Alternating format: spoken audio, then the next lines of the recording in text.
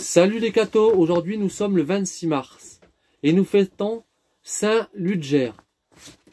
Saint Ludger, contemporain de Charlemagne, était issu d'une noble famille de la Frise. Élevé par ses parents dans la vertu et la piété, il ne tarda pas à donner des marques évidentes d'une vocation extraordinaire. Son enfance et sa jeunesse se passèrent dans un monastère où il reçut de saint Grégoire d'Utrecht les leçons de la science et de la sainteté. Sa vive intelligence pénétrait les questions les plus difficiles. Les livres saints surtout faisaient ses plus chères délices. Il y puisait cette onction suave qui devait plus tard caractériser sa parole apostolique et ramener tant d'âmes à Dieu. Saint Grégoire envoya son jeune disciple en Angleterre auprès du célèbre Alcuin pour y contempler et y compléter ses études. Simple diacre, il reçut la mission d'aller rétablir l'église de Deventer, ruinée par les Saxons infidèles, ce qu'il exécuta avec un tel succès qu'il y abolit les restes du paganisme. Ordonné prêtre, il devint l'apôtre de la Frise et le digne émule de saint Wilfran. Ni les fatigues, ni les persécutions ne purent l'arrêter. À la place des idoles renversées, il plantait la croix et faisait entrer en masse ces populations barbares dans le sein de l'Église. Obligé de fuir la persécution du redoutable Wyrtinquind, le saint pasteur se réfugia au monastère du Mont Cassin en Italie.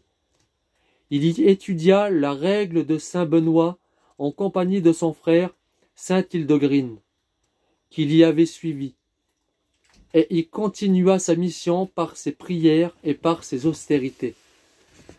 Charlemagne, vainqueur des Saxons, ayant demandé à l'infatigable apôtre le secours de sa parole, afin de conquérir à la fois ce peuple déjà conquis au royaume de France, Ludger accourut. Un nouveau diocèse est érigé, qui embrasse toute la Westphalie, et Ludger en est consacré évêque. Sa ville épiscopale prend dans la suite le nom de Münster, d'un monastère d'Augustin qu'il avait fondé.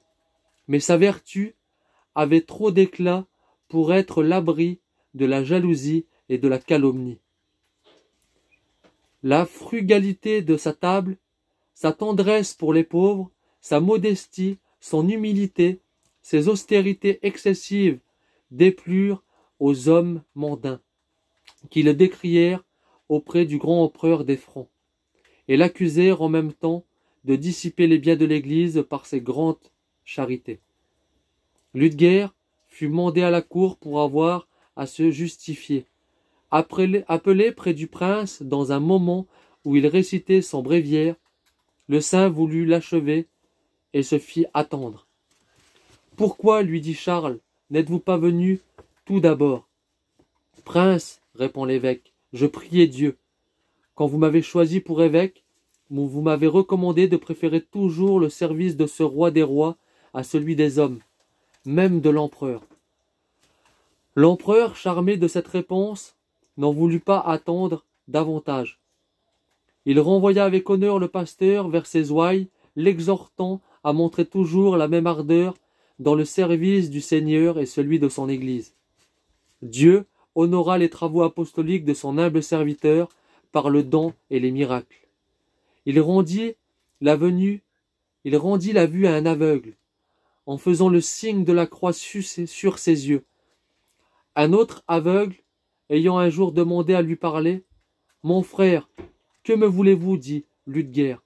« Faites, dit-il, que je vois pour l'amour de Dieu. » « Que vous voyez pour l'amour de Dieu » reprit Ludger, s'étonnant de sa demande, et à l'instant, l'aveugle vit. Il était sur le point de partir pour le Danemark et la Norvège, quand le ciel mit un terme à sa course ici-bas, le 26 mars 809. Les reliques